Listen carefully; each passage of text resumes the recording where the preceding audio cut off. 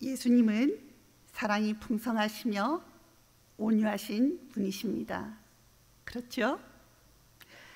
그러나 오늘 본문 성전 정결 사건에서 만나는 예수님은 우리가 아는 예수님과는 너무나도 다른 낯선 모습입니다.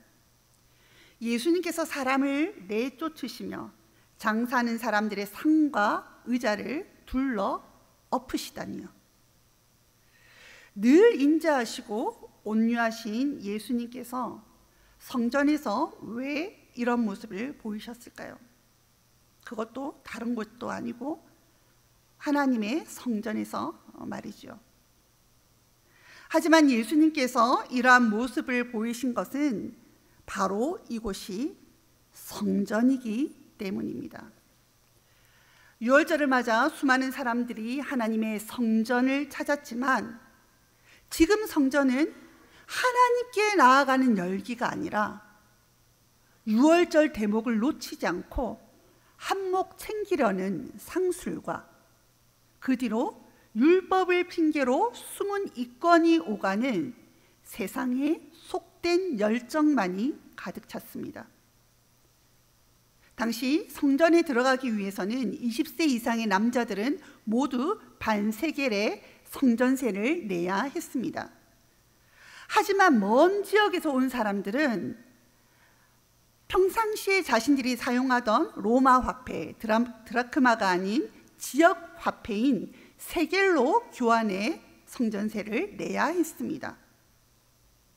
이러한 과정 가운데 정당한 환율로 계산해 교환해 주는 것이 아니라 비싼 수수료를 취하고 또한 제물로 쓰기에 부족한 소와 양을 제물 쓰기에 합당한 것처럼 이들이 폭리를 취해서 성전에서 판매한 것입니다. 표면적으로는 그랬습니다.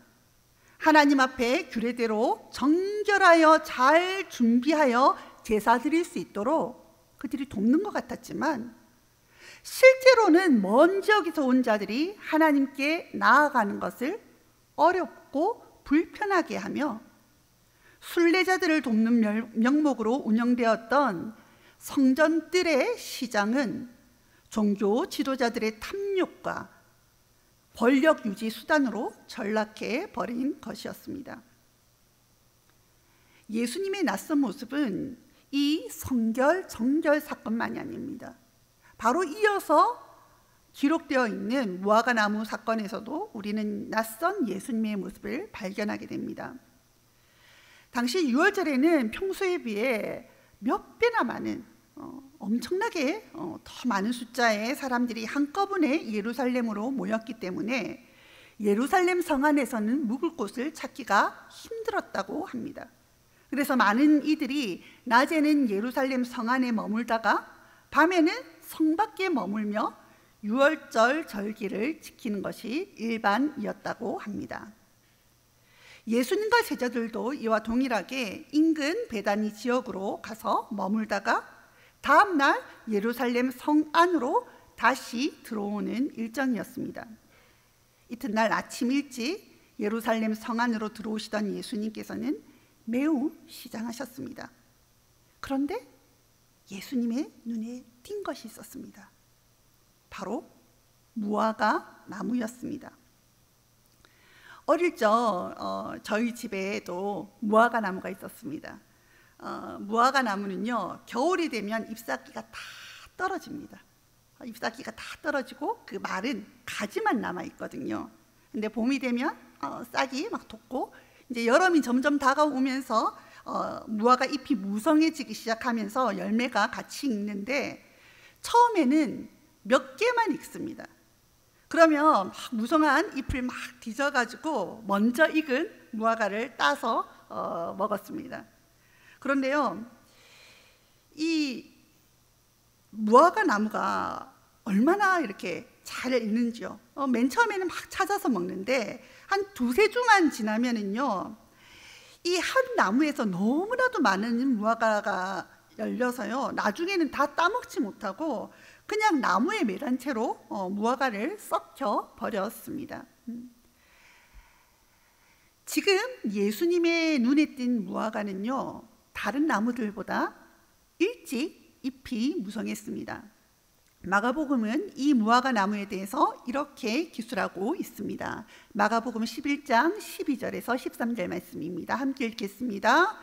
이튿날 그들이 베다니에서 나왔을 때에 예수께서 시장하신지라 멀리서 잎사귀 있는 한 무화과 나무를 보시고 혹 그 나무에 무엇이 있을까 하여 가셨더니 가서 보신즉 잎사귀 위에 아무것도 없더라. 이는 무화과의 때가 아님이라. 아멘. 우리는 이 구절을 보면서 예수님에 대해서 많이 오해하게 됩니다. 왜 예수님은 아직 무화과 때가 아닌데 열매를 찾으시고 그리고는 열매가 없다고 그 나무를 말라 죽게 저주하셨을까? 우리가 아는 예수님 그런 분이 아닌데요, 그죠? 그런데요, 예수님이 보신 나무는요, 잎사귀 있는 무화과 나무였습니다.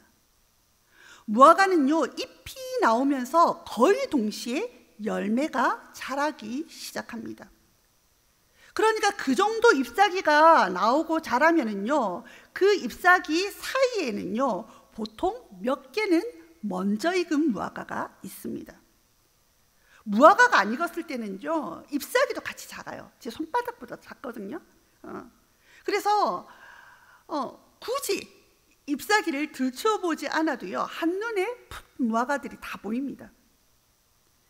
그러니까 예수님께서 가서 보니 잎이 무성했던 것이 아니라 잎이 무성해 보이니 예수님께서 그 무화과 나무에 다가가신 것입니다.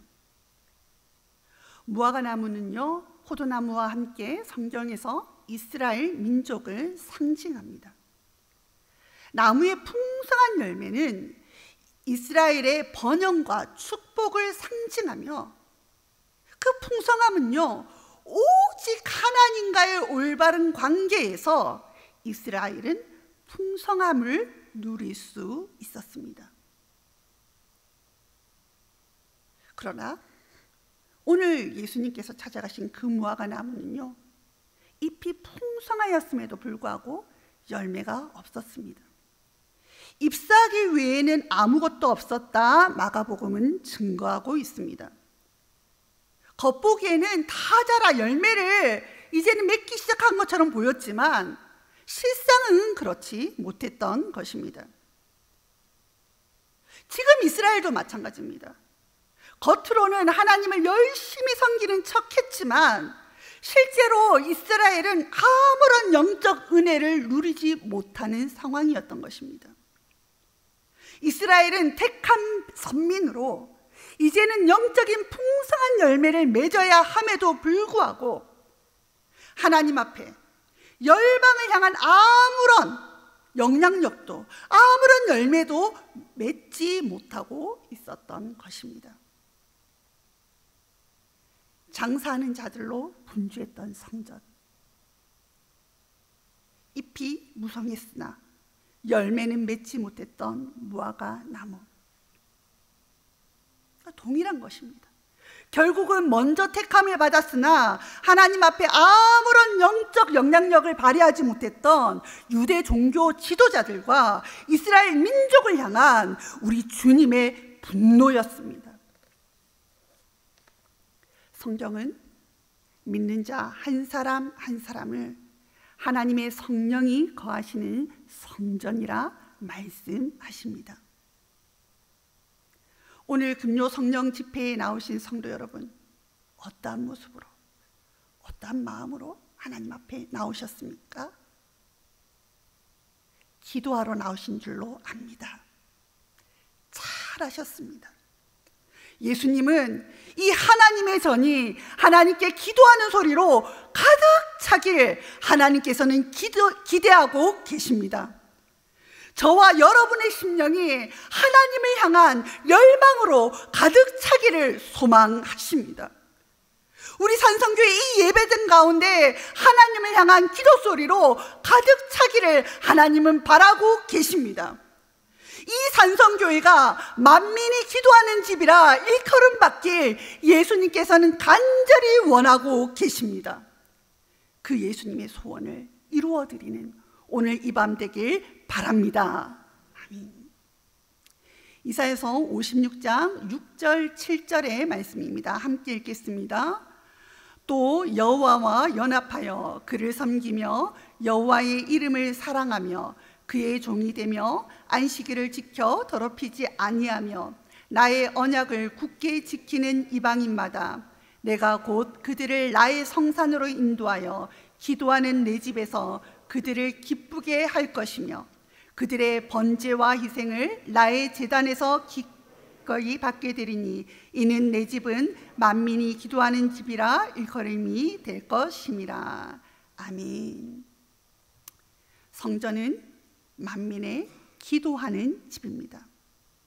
그런데 함께 살핀 이사야서 56장의 말씀에 의하면 만민이 기도하는 집이라 이 말씀은 단지 성전에 기도 소리가 가득한 것만을 의미하지 않습니다. 기도 소리가 가득한 것을 넘어 이방인들이, 하나님을 믿지 않던 자들이 하나님 앞에 나오는 것을 의미하고 있습니다. 우리 산성교회에 하나님을 알지 못했던 자들이 하나님 앞에 나와 간구하며 살아계신 하나님을 만나는 은혜가 충만하길 소원합니다. 특별히 이번 주일 예배는 새생명 기쁨 축제로 우리가 올려드립니다. 그동안 하나님을 알지 못했던 자들이 교회를 나와 하나님을 만나며 하나님께 예배하고 기도하는 자로 새롭게 되는 역사가 이번 주일 넘쳐나길 간절히 소망합니다.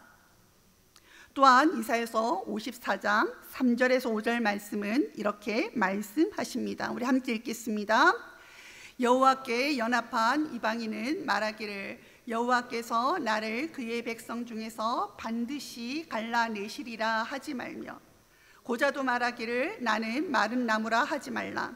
여호와께서 이와 같이 말씀하시기를 나의 안식일을 지키며 내가 기뻐하는 일을 선택하며 나의 언약을 굳게 잡는 고자들에게는 내가 내 집에서 내 성 안에서 아들이나 딸보다 나은 기념물과 이름을 그들에게 주며 영원한 이름을 주어 끊어지지 아니하게 할 것이며.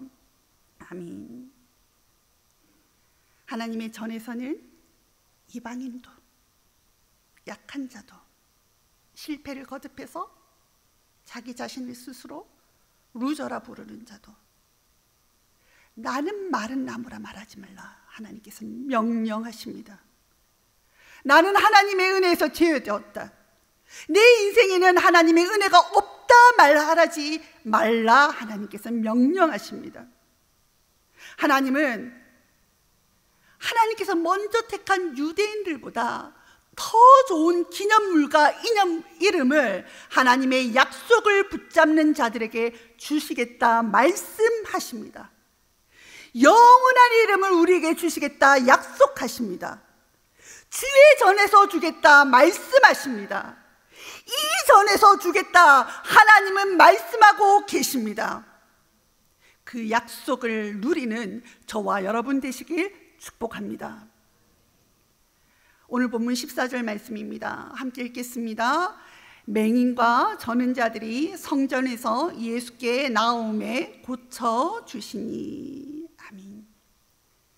예수님께서는요 성전을 정결하게 하신 후에 병자들을 고쳐주십니다.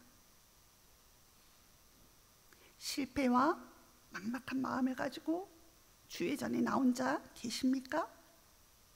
하나님께서는 말씀하십니다. 너는 하나님의 은혜에서 제어되지 않았다 말씀하십니다. 하나님의 언약을 다시 한번 굳게 잡고 회복의 은혜를 누리는 이 밤 되시길 바랍니다. 그리고 우리를 주의 자녀로 불러주신 하나님의 은혜를 높이며 찬양하는 저와 여러분 되길 바랍니다. 그래서 이 주의 전을, 우리 산성교회당을 하나님을 찬양하는 소리로 가득 채워서 하나님을 영화롭게 하는 저와 여러분, 우리 산성교회 되길 바랍니다.